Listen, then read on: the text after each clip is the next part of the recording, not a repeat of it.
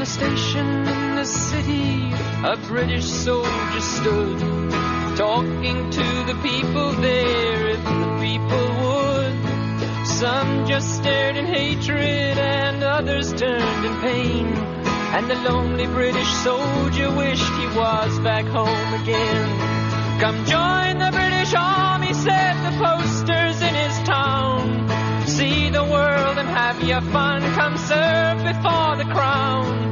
The jobs were hard to come by and he could not face the dole, so he took his country's shilling and enlisted on the roll. But there was no fear of fighting, the empire long was lost. Just 10 years in the army, getting paid for being bossed.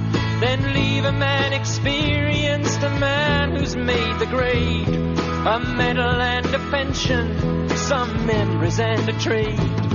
Then came the call to Ireland as the call had come before. Another bloody chapter in an endless civil war. The priests, they stood on both sides, the priests, they stood behind. Another fight in Jesus' name, the blind against the blind. The soldiers stood between them, between the whistling stones, and then the broken bottles that led to broken bones. The petrol bombs that burned his hands, the nails that pierced his skin, and wished that he had stayed at home, surrounded by his kin. The station filled with people, the soldier soon was bored, but better in the station than where the people warred. The room filled up with mothers, with daughters and with sons, who stared with itchy fingers at the soldier and his guns. A yell of fear, a screech of brakes, a shattering of glass. The window of the station broke to let the package pass. A scream came from the mothers as they ran towards the door, dragging children crying from the bomb upon the floor. The soldier stood and could not move, his gun he could not use. He knew the bomb had seconds and not minutes on the fuse. He could not run to pick it up and throw it in the street. There were far too many people there, too many running feet. Take cover, yelled the soldier, take cover for your lives. And the Irishmen threw down their young and stood before their wives. They turned towards the soldier, their eyes alive with fear. For God's sake, save our children, or they'll end the short lives here. The soldier moved towards the bomb, his stomach like a stone. Why was this his battle, God? Why was he alone?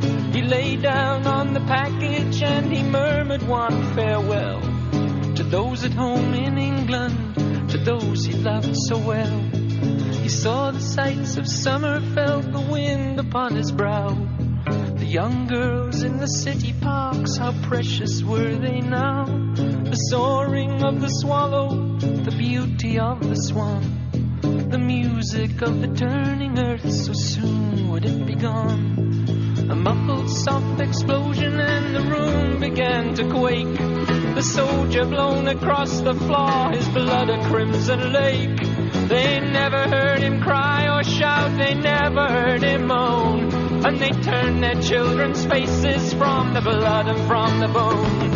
The crowd outside soon gathered and the ambulances came to carry off the body of a pawn lost to the game. And the crowd, they clapped and jeered and they sang their rebel songs. One soldier less to interfere where he did not belong. And will the children growing up learn at their mother's knee the story of the soldier who bought their liberty, who used his youthful body as the means towards the end, who gave his life to those